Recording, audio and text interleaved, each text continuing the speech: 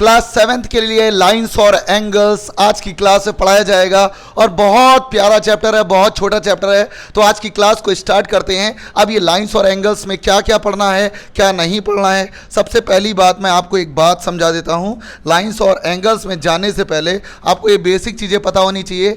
ये straight line है और स्ट्रेट लाइन पे हमेशा 180 डिग्री एंगल बनता है, आपको ये बात पता होनी ही चाहिए। मान लो ये ए और बी है और ये है आपका सेंटर ओ। तो अगर ए से लेकर ओ बी तक ऐसे जाओगे तो इसको हम लोग बोलते हैं स्ट्रेट एंगल, और स्ट्रेट एंगल होता है 180 डिग्री का, और इसको हम लोग बोलते हैं linear pair, linear pair.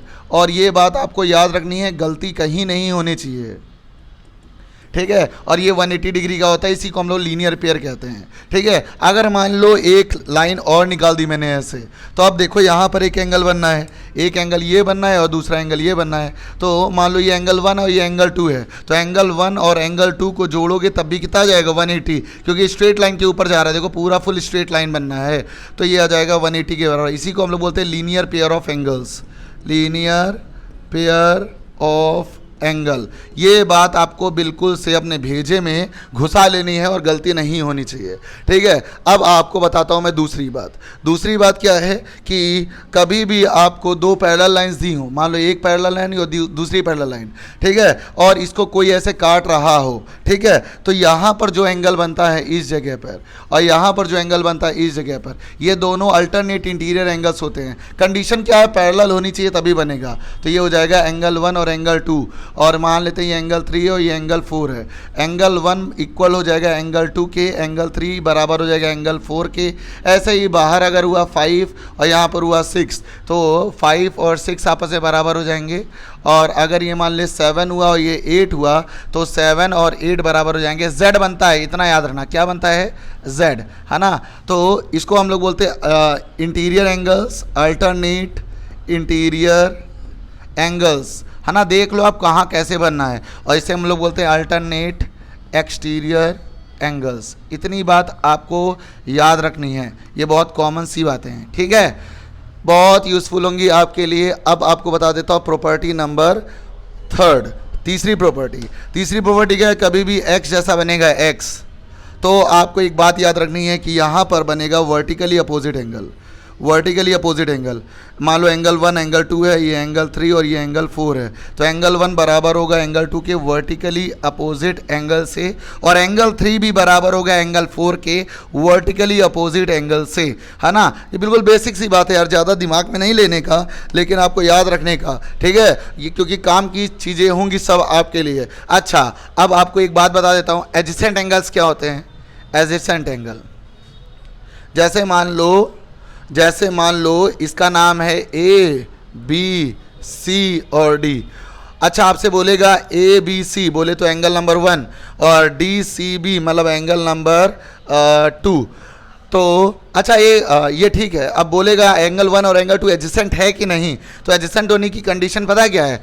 Adjacent होने की कंडीशन है कि कॉमन आर्म होना चाहिए और कॉमन वर्टेक्स होना चाहिए, common arm and common vertex. अगर ये दोनों चीज़ें हैं तो भाई एडजेसेंट है, नहीं तो नहीं है।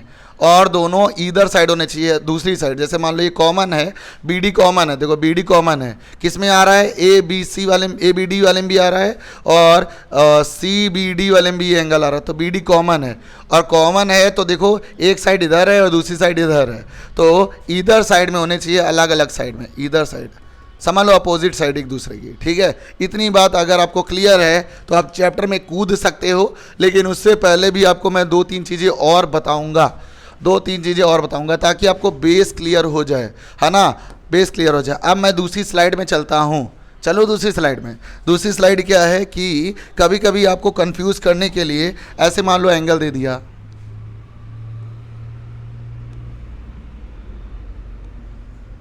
ऐसे एंगल दे दिया, ये है A B C और D। अगर आपको ये पर्टिकुलर एंगल मेंशन करना है, ये वाला एंगल, तो बताओ इसका नाम क्या लिखोगे आप, बताओ क्या लिखोगे, क्या लिखोगे नाम। आप बोलोगे DBC, एंगल DBC।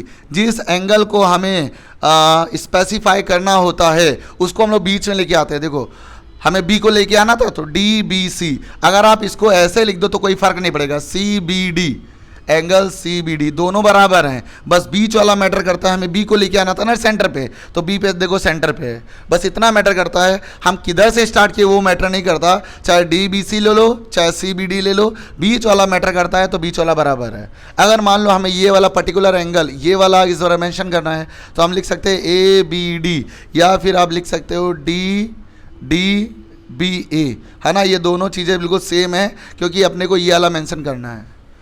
आप जिसको मेंशन करना चाहते हो वो पूरा पर्टिकुलर टच होना चाहिए। देखो हमें ये वाला चाहिए था तो हमने लिखा ए बी डी, और अगर इधर से जाएंगे डी बी ए, कोई फर्क नहीं पड़ेगा, पूरा टच होके जा रहा है, पूरा एंगल है।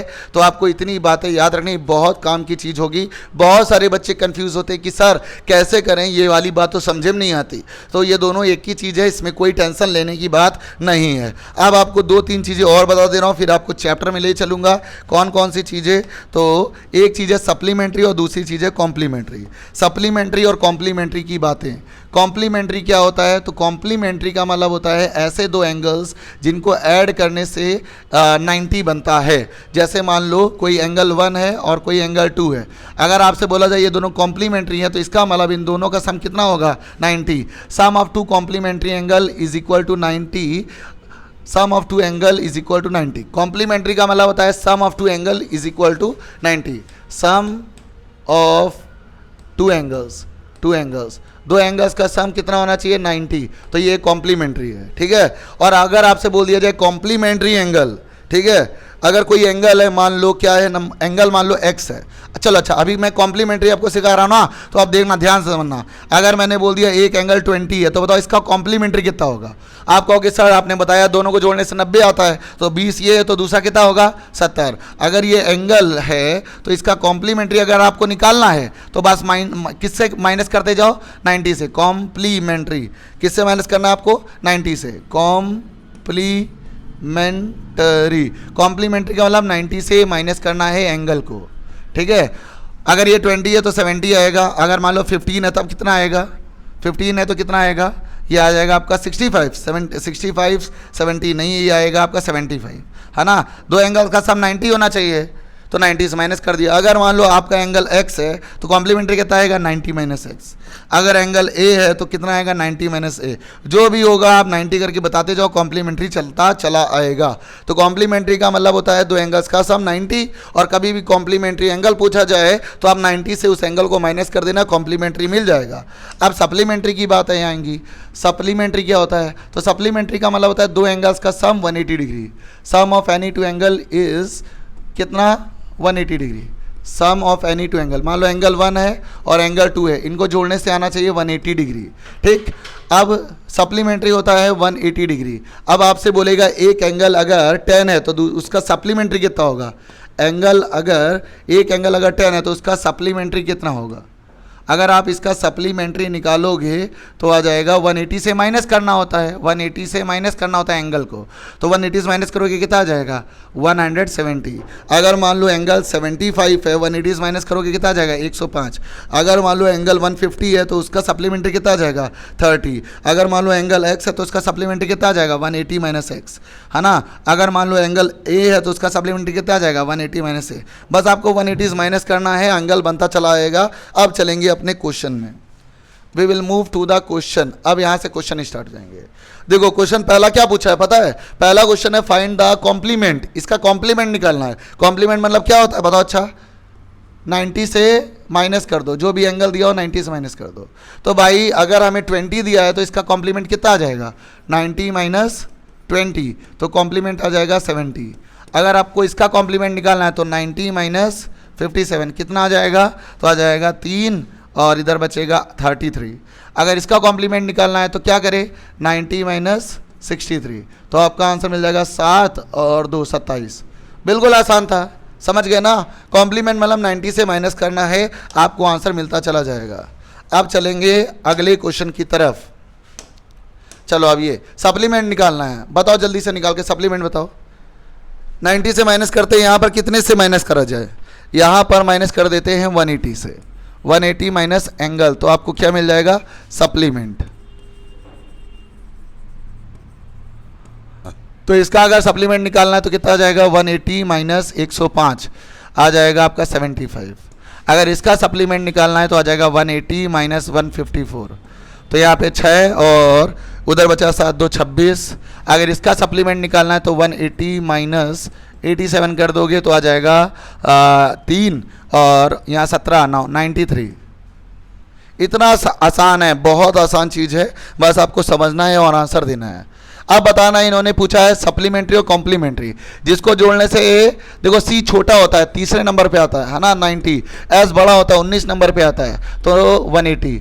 अगर जोड़ने पर 180 है तो सप्लीमेंट्री, जोड़ने पर 90 है तो कॉम्प्लीमेंट्री। बताओ यहाँ पे कितना आ रहा है 90, तो क्या हो गया ये कॉम्प्लीमेंट्री। अच्छा ये कितना हो रहा है 90 कॉम्प्लीमेंट्री, ये कितना हो रहा है 180 सप्लीमेंट्री, ये कितना हो रहा है 180 सप्लीमेंट्री, ये कितना हो रहा है 90 कॉम्प्लीमेंट्री, ये कितना हो रहा है 180, दिस इज सप्लीमेंट्री। बहुत आसान चीज़ थी ये, बस आपको जोड़ना है और आंसर निकालना है। सप्लीमेंट्री कॉम्प्लीमेंट्री बहुत बहुत बहुत आसान है। अब आया ये थोड़ा दमदार क्वेश्चन, अब इसको एक बार पढ़ डालो जल्दी से, फिर इसके बाद मैं आपको बताता हूँ करना कैसे है। पूछा है find the angle which is equal to the complement. बताओ एंगल को क्या लेट कर ले, let the angle be x. ये इंपॉर्टेंट क्वेश्चन है ना। तो इन्होंने बोला एक angle, find the angle, angle find करो। तो एंगल हमने लिख लिया है एक्स, और इक्वल टू मतलब क्या होता है सर, इक्वल टू होता है। कॉम्प्लीमेंट क्या होता है, कॉम्प्लीमेंट मतलब बताया था मैंने 90 माइनस जो भी एंगल दिया हो, तो 90 माइनस करोगे, एंगल क्या दिया है, एंगल दिया है x। सॉल्व कर लो इसको, इधर भेज दो तो आ जाएगा कितना 2x इज इक्वल टू हो जाएगा 90। x की वैल्यू आ जाएगी 90 अपॉन में 2 जो कि आ जाएगा 45। खत्म, समझ गए सारी चीज़ें, बहुत इंपॉर्टेंट था। अब लो अगला क्वेश्चन ऐसे ही सेम है, बस इस बार सप्लीमेंट्री का है, सेम है बस सप्लीमेंट्री का है। Find the angle which is equal to the it supplement. एक ऐसा एंगल फाइंड करो जो सप्लीमेंट के बराबर हो अपने। तो let the angle be x. अगर मान लो एंगल एक्स है तो equal to, is equal to का मतलब होता है इज इक्वल टू, सप्लीमेंट का मतलब होता है 180 से माइनस कर दो, 180 से माइनस कर दो। तो 180 से आप माइनस करोगे तो एंगल क्या है एक्स, इसको उठा के अंदर लेके आओ तो आ जाएगा 2x is equal to 180। X के लिए आ जाएगी 180 डिवाइडेड बाई 2, काट दोगे तो आ जाएगा 90 डिग्री आ रहा है एंगल की वैल्यू। समझ गए, लैंग्वेज से करना है, ज़्यादा हार्ड नहीं है, लैंग्वेज से करना है। अब इन्होंने बोला इन अ गिवन फिगर, वो जो फिगर दे रखा है एंगल 1 और एंगल 2 सप्लीमेंट्री है। अच्छा बताओ एंगल 1 और एंगल 2 अगर सप्लीमेंट्री है तो इनका सम कितना होगा, इनका सम होगा 180, इनका सम होगा 180। ठीक है, सप्लीमेंट का मतलब ही होता है दो एंगल्स का सम कितना होना चाहिए 180 के बराबर। तो भाई मैंने लिख दिया है। अब लिखा है if one is decreased what changes should take place in 2 so the both angles. अच्छा बोले एक अगर घटाओगे दूसरा क्या हो जाएगा, बढ़ जाएगा। जैसे मैंने एंगल 1 को लेट कर लिया और एंगल 2, अगर एंगल 1 को लेट किया मैंने 150 है ना, एंगल 1 को लेट किया मैंने 150, तो एंगल 2 कितना हो जाएगा बताओ, अच्छा 30। अगर एंगल 1 को मैंने लेट किया 120 तो दूसरा कितना हो जाएगा 60। अगर एंगल 1 को मैंने लेट किया 90 तो दूसरा क्या हो जाएगा 90।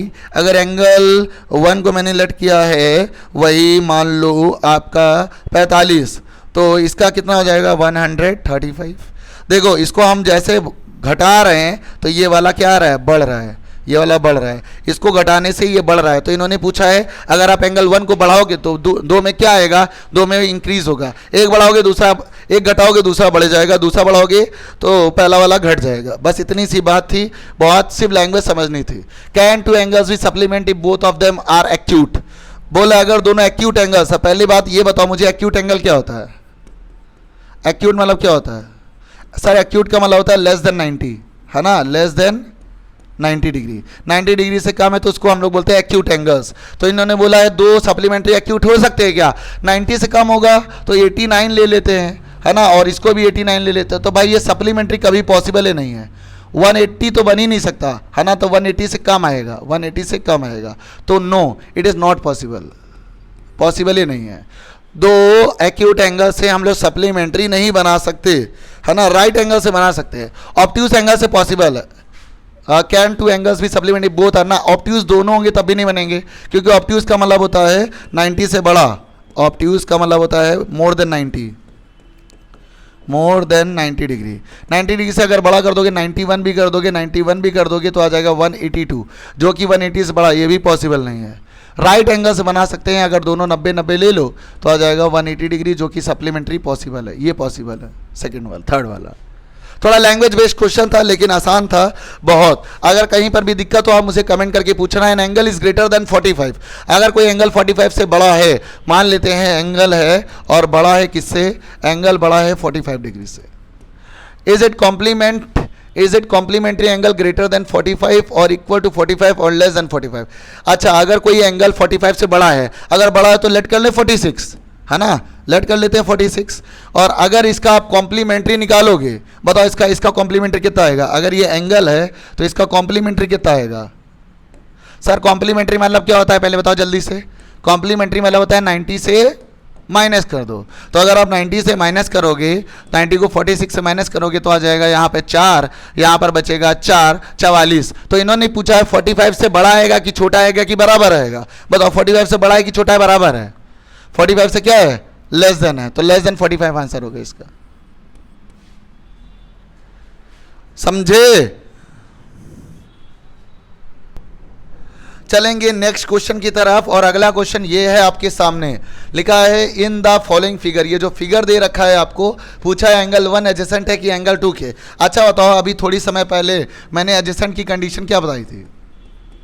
एडजेसेंट का मतलब होता है कोई एक कॉमन आर्म हो, दो एंगल्स के बीच का कॉमन आर्म हो, है ना, कोई साइड कॉमन होनी चाहिए और इनका वर्टेक्स कॉमन होना चाहिए। Common side and common vertex, vertex समझते हो ना, कोना, common side and common vertex. तो अच्छा, और दोनों अपोजिट साइड में होने चाहिए। तो इन्होंने हमसे जो पूछा है वो पूछा है क्या पता है, ये चीज़ पूछी है एंगल 1 और एंगल 2। एंगल 1 तो ये दिख रहा है, दिख रहा है, और एंगल 2 कहाँ दिख रहा है, एंगल 2। बोला ये दोनों एडजेसेंट है क्या, बिल्कुल एडजेसेंट है यार। देखो एक कॉमन दिख रहा है, दोनों में कौन, ये एंगल और ये एंगल में कॉमन क्या है बताओ। अच्छा, ओसी कॉमन है, क्या कॉमन है, ओसी।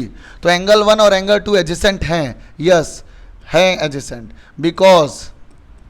बिकॉज क्या कॉमन है, ओसी इज कॉमन आर्म। ओसी एक कॉमन आर्म है और उसके पास कॉमन वर्टेक्स भी है, वर्टेक्स कॉमन है ओ, वर्टेक्स कॉमन है ओ। ये बहुत प्यारा क्वेश्चन है।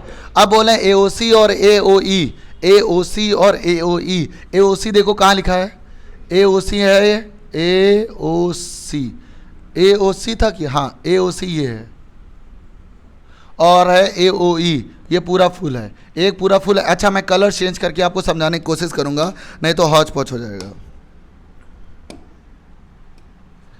देखो एओसी एक ये एंगल है और दूसरा एंगल है एओई, ये दोनों एंगल्स है।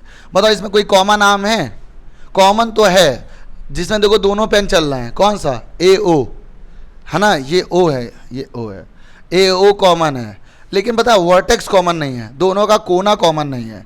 कोना आप देखोगे ना तो, और अपोजिट साइड में भी नहीं। अगर ये कॉमन है तो दोनों एक ही साइड चले गए, दोनों अलग अलग साइड में होने चाहिए, है ना, इधर साइड में नहीं है।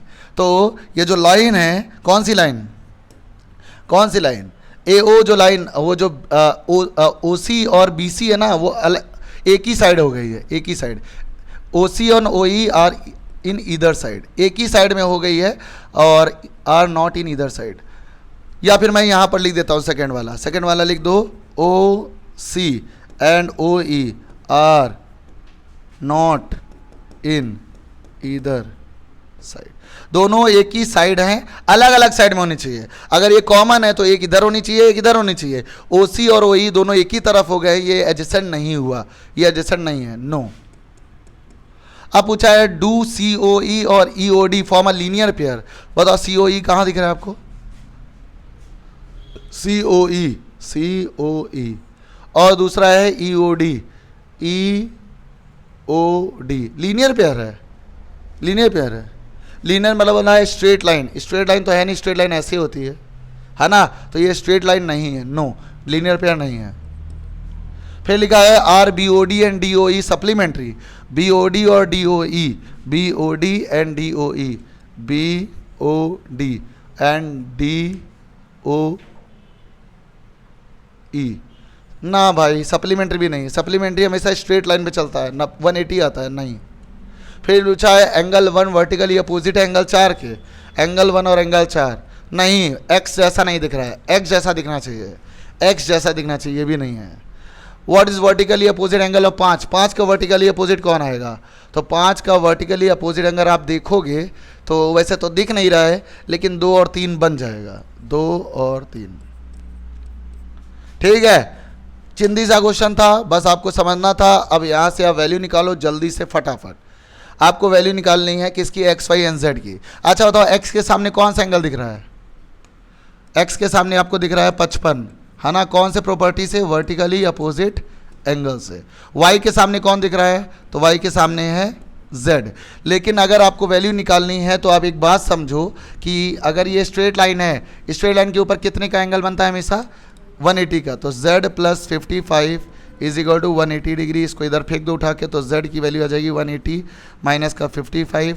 सॉल्व करोगे तो z की वैल्यू आ जाएगी 125।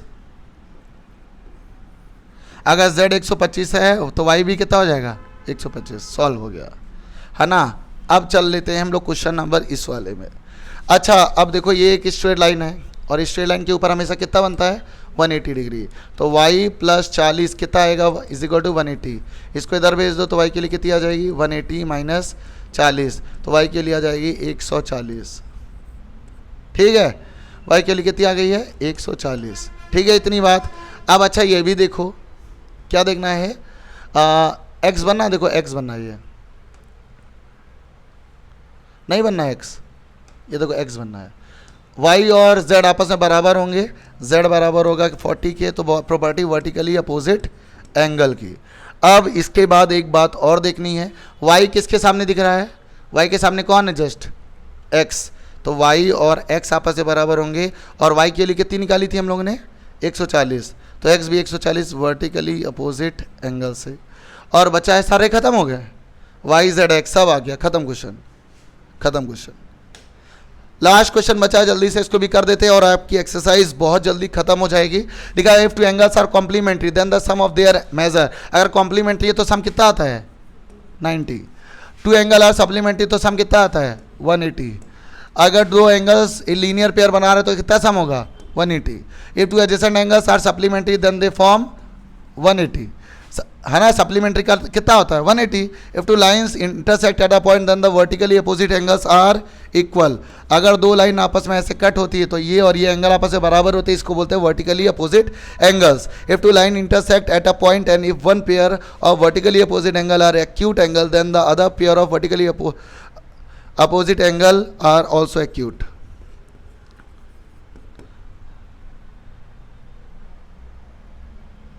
One pair of opposite angles are acute, हाँ दूसरा भी एक्यूट होगा।